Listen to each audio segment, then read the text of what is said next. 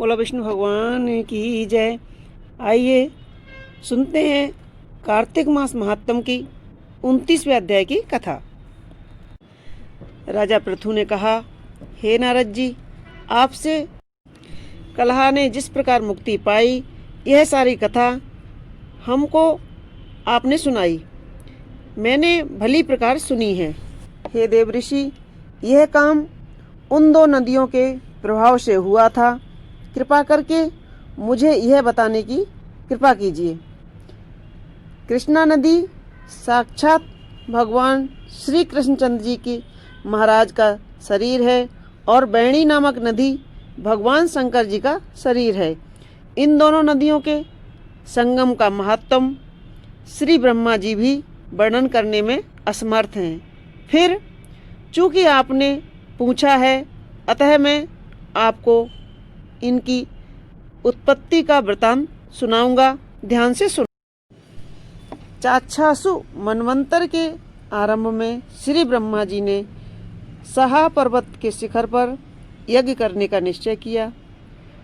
वह सब देवताओं, भगवान विष्णु और शंकर जी यज्ञ की सामग्री लेकर उस पर्वत के शिखर पर गए।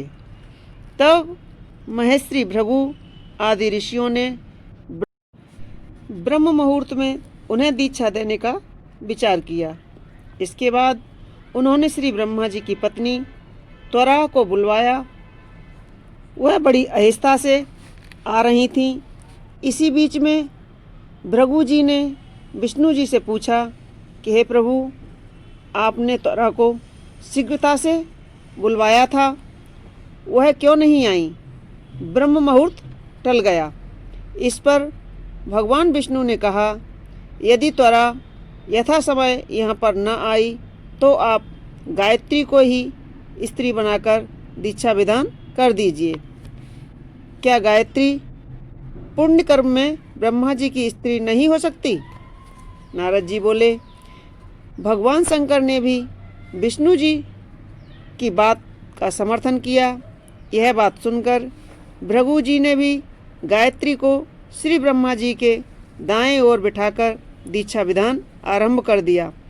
ऋषि मंडप गायत्री को दीक्षा दे ही रहे थे कि इतने में त्वरा भी यज्ञ मंडप में आ पहुंची। श्री ब्रह्मा जी के पास में गायत्री को देखकर ईर्ष्या से क्रोधित होकर त्वरा ने कहा, जहाँ अपूज्यों की पूजा होती है और पूज्यों की अप्रतिष्ठा होती है, वहाँ पर दुर्भिक्ष, मृत्यु तथा भय तीनों अवश्यमेव हुआ करते हैं।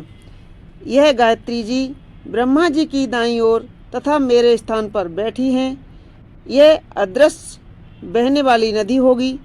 आप लोगों ने अविचार से इसे जो मेरे स्थान पर बिठाया है, अतः आप भी सबके सब जड़ रूप नदियाँ होंगे। नारद जी ने राजा पृथु से कहा, हे राजन, इस तरह त्वरा के शाप को सुनकर गायत्री मारे क्रोध के लाल बबूला होकर अपने होंठ काटने लगीं। देवताओं को मना करने पर भी उसने उठकर त्वरा को श्राप दे डाला। गायत्री ने कहा, ब्रह्मा जी जैसे तुम्हारे पति हैं, वैसे ही मेरे भी पति हैं। तुमने व्यर्थ ही श्राप दिया है, अतः तुम भी नदी हो जाओ। नारद जी ने कहा, तब तो देवताओं में भी खलबली मच गई।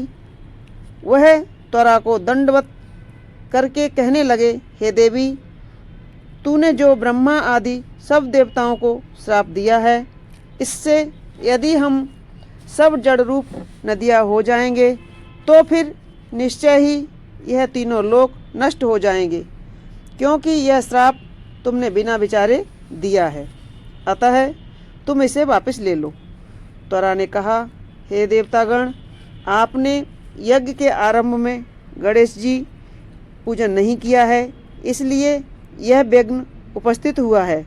मेरा यह श्राप कभी खाली नहीं जा सकता। इसलिए आप सब अपने अंगों से जड़ीभूत होकर अवश्यमेव नदियों बनोगे। हम दोनों स्वतः भी अपने अपने अंशों से पश्चिम से बहने वाली नदियाँ बनेंगी। नारद जी ने राजा पृथु से कहा। त्वरा के यह वचन सुनकर सभी देवता विष्णु शंकर आदि अपने अपने अंशों से नदियाँ बन गए। भगवान विष्णु के अंश से कृष्णा, भगवान शंकर के अंश से बैणी तथा ब्रह्मा जी के अंश से ककुदमती नाम वाली नदियाँ उत्पन्न हो गईं। सभी देवताओं ने अपने अपने अंशों को जड़ बनाकर वहीं सहाय पर्वत पर फेंक दिया। फिर उन लोगों के अंश अलग अलग नदियों के रूप में बहने लगे। देवताओं के अंशों से हजारों की संख्या में पश्चिम वाहिनी नदियाँ उत्पन्न हो गईं। गायत्री और त्वरा दोनों पश्चिम वाहिनी नदियाँ होकर एक साथ बहने लगीं। उन दोनों का नाम सावित्री पड़ा। श्री ब्रह्मा जी ने यज्ञ स्थल पर भगवान विष्णु और शंकर जी की स्थापना की। दोनों देवता महाबल तथा अतिबल के नाम से विख्यात हुए। राजन, कृष्णा और बैणी नाम की नदी की उत्पत्ति का यह वर्णन जो मनुष्य सुनेगा उसे दर्शन और स्नान का फल प्राप्त होगा। बोलो विष्णु भगवान की जय। तो मित्रों, आपको हमारी ये कथा कैसी लगी हमें कमेंट्स बॉक्स में ज़रूर लिखें और हमारे वीडियो को लाइक करें, शेयर करें और सब्सक्राइब अवश्य करें। धन्यवाद।